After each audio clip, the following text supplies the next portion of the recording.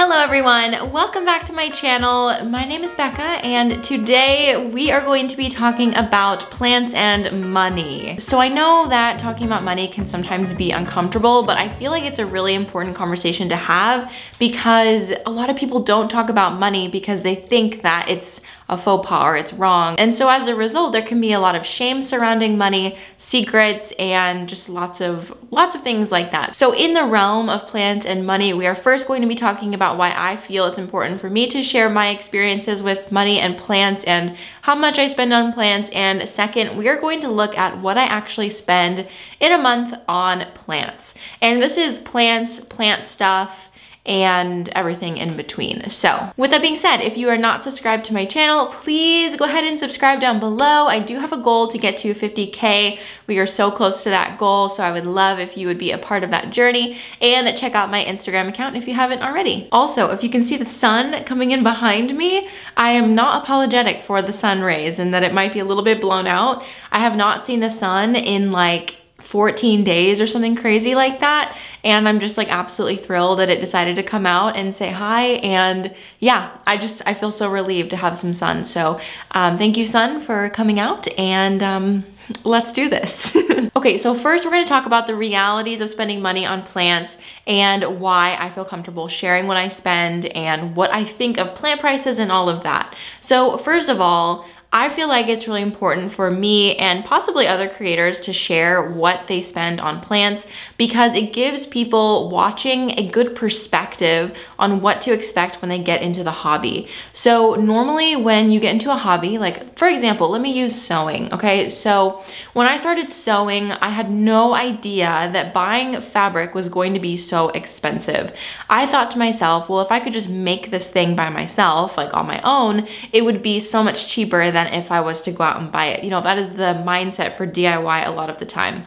And usually that's not the case. It's usually a lot more expensive if you go out and buy all the materials yourself to make it. And so obviously I didn't know that at first, and now I realize that sometimes I spend even more money on clothes because I sew them myself, because I buy the fabric and I have the sewing machine and the thread and this and that. And so I think it's very similar with houseplants. You know, when you buy a plant, it's kind of like when you give a mouse a cookie, like you have to buy the pot, you have to buy the soil. If you're not using the De La Tank soil, wink, wink. You have to buy all of these separate ingredients to go in your soil so that the plant doesn't rot. And maybe at first you don't know that, so you end up killing the plant and wasting the money. And then you need a water meter, and then you need a new pot when it gets bigger. And you need, what else? You need a watering can. You know, there's all these expenses that just get stacked up on top of each other.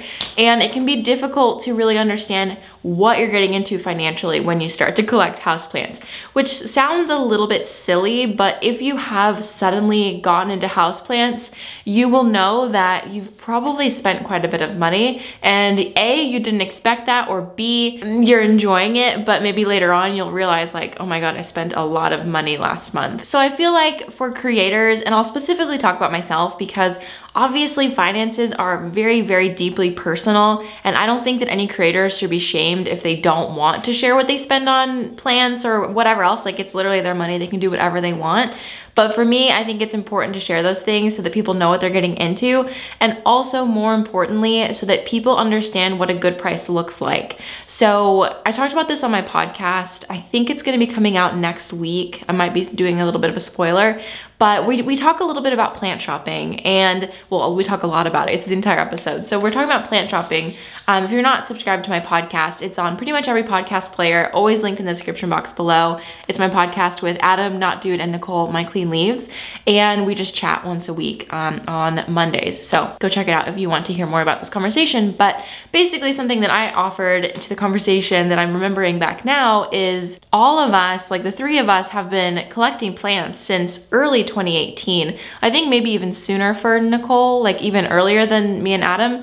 Anyway, we all started around the same time. And so back then, like in 2018 and even 2019, plant prices were so like normal, you know what I mean? Like the prices that plants are being sold at right now is very, very different.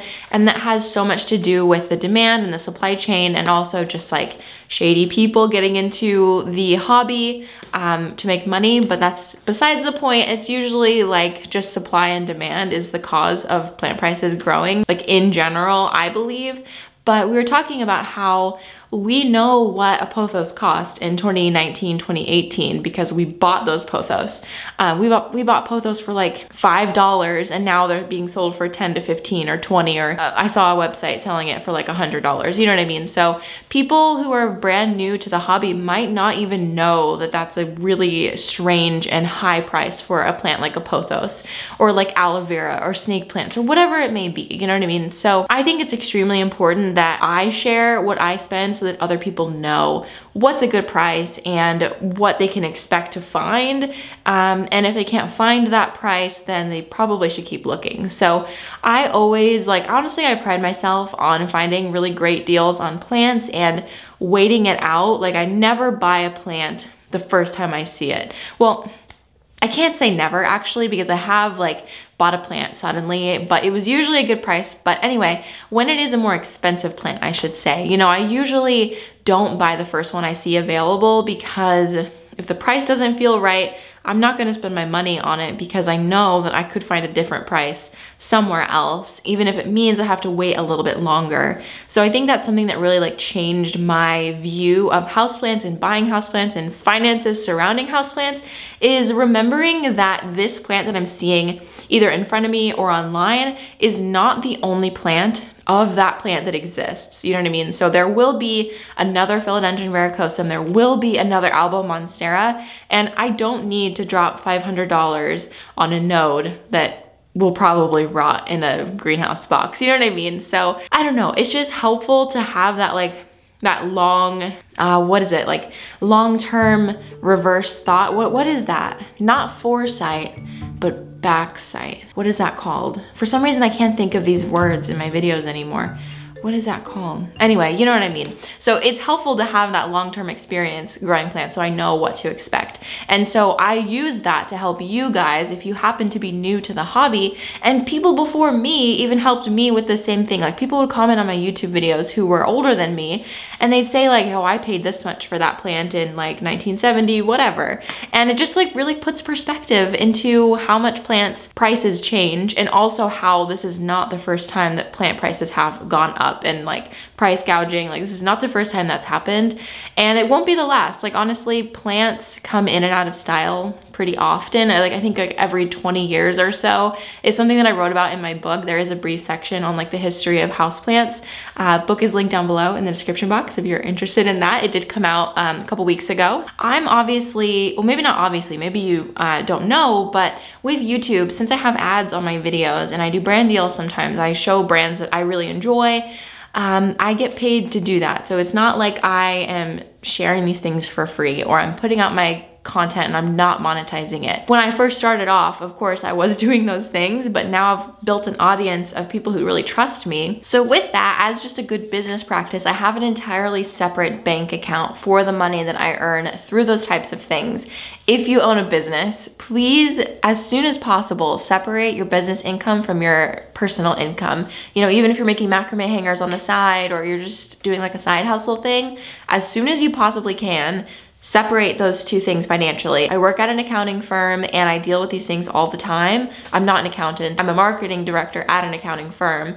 And it's something that my accountants that I work with are constantly asking me to share with people. Like that is the number one thing, is to separate business and personal finances as soon as possible, because that makes accounting later down the line so much easier. So, okay, accounting advice aside, I have that completely separate bank account that my AdSense money goes into, and when I do a brand partnership, that money goes in there too. That is the money that I use to buy plants. So I just wanna say this because I wanna be really transparent, because when I bought this plant, for example, this huge plant behind me, that Monstera adansonii was $200. And previously I purchased a Monstera alba, which was almost $300. And that's a pretty big chunk of change to drop on plants. And I'm completely aware of that. It still feels like a lot of money to me to buy a plant of that cost. But I didn't buy those plants until I felt really confident that I would be able to care for them. Like I did not buy an albo the first time I saw saw it. You know what I mean? Like I waited a long time to A, find a good deal, and B, until the point where I was very confident taking care of plants and I knew I wouldn't kill it. So just a little tidbit of advice as well. If you're new to the hobby, there's no need to jump into buying those hard to care for rare plants, quote unquote rare. I guess it's commercially rare plants. I think Adam said that in one of his videos, and I just love that, like commercially rare rather than just rare, because if the plant is rare, it should not be in your home. You know what I mean? It's just a complete misuse of the phrase. So I use that money, my income from De La Plant stuff, on plants, on plant supplies, on independent contractors that I have helping me out with this operation that I'm doing. It's a very, obviously it's a small operation, but you know what I mean? Like I do have an independent contractor. Just a little bit of perspective. I'm not using the money that I make off of my career, you know, my job. I mentioned I'm a marketing director. I'm not using that money on this because that money goes to my bills and to my savings and to my student loans. Love that. So this money is completely separate and I'm able to access it. So I have the financial accessibility to be able to buy more plants than I would if De La Plants was not a thing. You know what I mean? So I also want to be clear about that for your expectations on your plant collections. And that's probably the case for a lot of YouTube creators. Like no matter what your niche is on YouTube, it's probably the case that you're writing off a lot of these things as business expenses. Like anytime I buy a plant, it's a business expense because I can make a video about it. Or if I buy plant supplies, like obviously that's a business expense because I'm using it for my plants and I can do a repotting video. So I have my bank statement up and I'm going to categorize things. I'm gonna like do some math on the screen. Let's see. Wow. Okay, so I'm gonna go back a month. On the date that I'm filming this, it is February 12th. So I'm gonna go back to January 12th and we're just gonna look at the last month. In these videos, like what I spend in a month as a blank, there's always, everyone in every video always says like, well, this was like a big one-time purchase. So yeah, I'm gonna be one of those people. Okay, all right, so I did not make a purchase on January 12th, but on January 14th, I had my music subscription go through. So I actually subscribe to music on YouTube. Like it's Epidemic Sound is the website, and I pay $15 a month to have access to royalty-free music that I can use in my videos and monetize my videos, because if my music is not royalty-free, all the money that I make on those videos will go to the copyright owner. So basically it's like no copyright music. So that's $15 a month. So we're up to $15. On January 15th, I paid $17 to the Missouri Botanical Gardens because I signed up for a class, and it was a cut flower garden class, which I said on my podcast, I forgot to attend the class, which is such a waste of money. So sad, but it was an online class and they sent me the materials anyway because I don't think they knew I didn't go. So I still got the materials and it was basically like I went, kind of. All right, so on the 19th is the next time I spent money. So I had a few things happen. So number one, $94.03 went to my internet connection, my Wi-Fi. I have a separate Wi-Fi network or internet network for me only because where I live, it's just very difficult to get good internet connection out here. And when I had my previous internet network, which we still have, that actually Daniel primarily uses, it would take like 6 hours to upload a video. Like I would set the video to upload overnight. The internet did not work while I was uploading because it was using all of its power to upload the video. So we actually got a separate Wi-Fi network that I upload videos on. It still takes like an hour and a half, but it's much better than 6 hours. The next thing was I spent $215.94 on this plant right here from Helmy's Garden Center. I did get it for 50% off because they were having a 50% off sale on that day. And then we're into January 20th. So on January 20th, I spent $8 at the USPS store because I had to ship something out. I was shipping out a plant to someone. And then 122, I spent $6.35 on Starbucks. That same day, I spent $45 at Helmy's again because that was the drop-off fee for this plant. So I guess in total, I paid $275 for that plant then, including like all the extra fees and the delivery. I was not going to put that plant in my car. Like I have a very tiny car and it was either my car or a truck, and the truck no, it was too cold outside, so it would have never worked.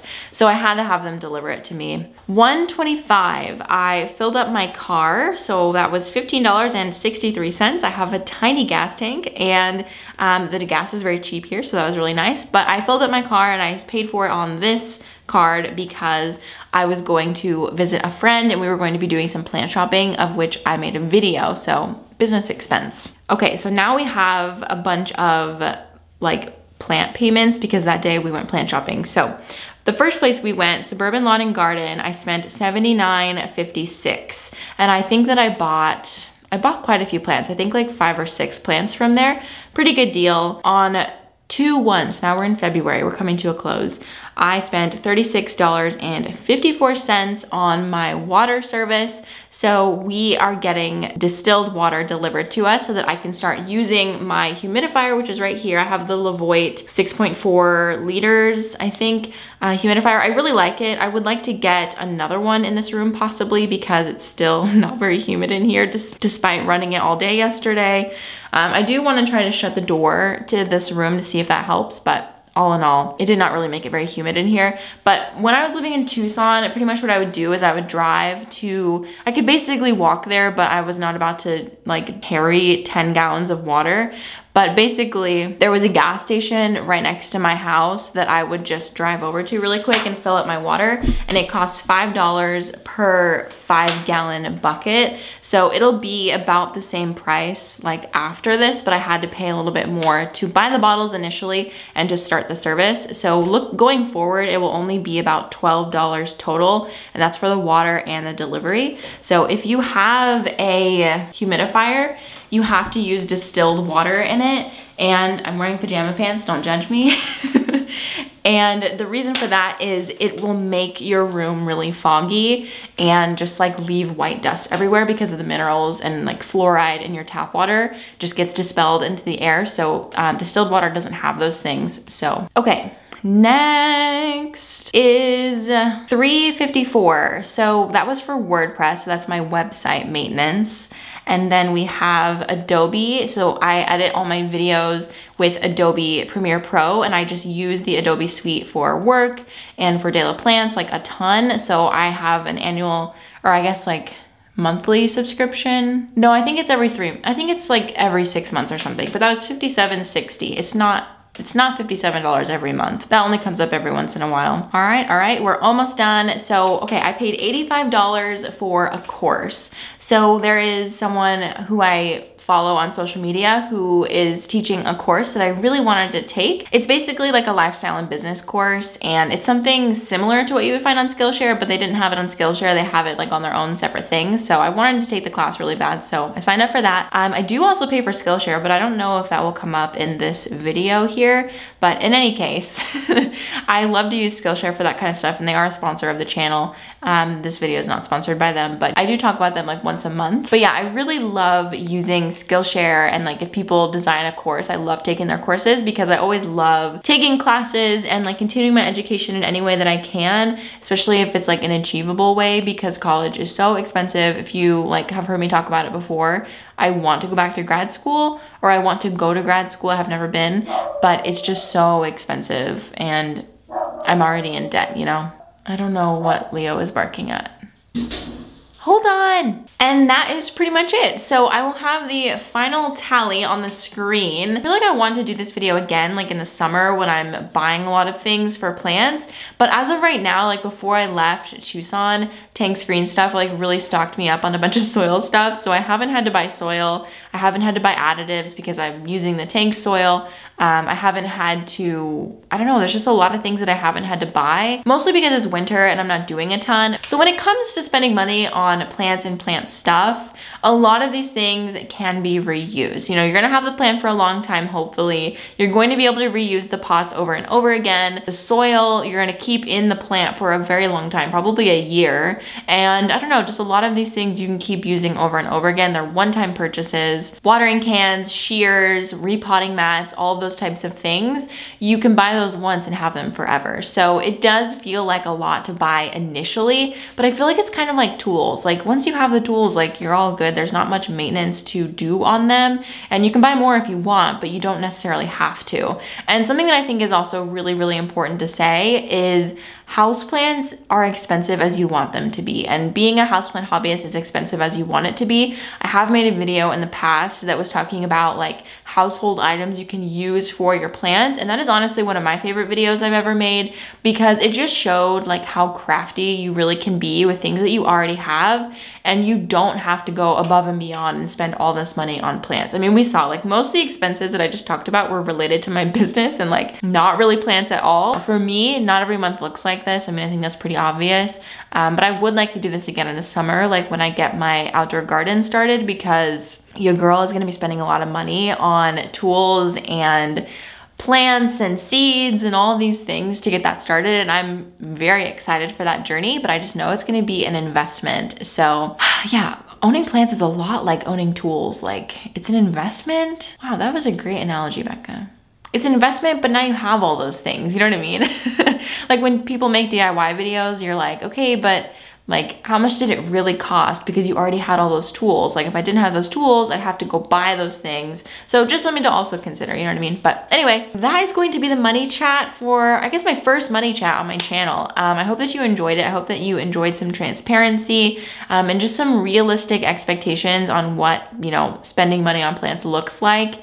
And if you want to hear how much I spend on certain plants, I do tend to share how much I spend on plants in like unboxings or hauls, or even when I'm plant shopping, I'll like make sure that I show the price tag if possible, just so that you can have a good idea of how much things are costing. But yeah, so thank you so much for watching this video. If you have any questions or any future videos that came to mind while watching this, please leave them in the description box below, and I will talk to you guys next time.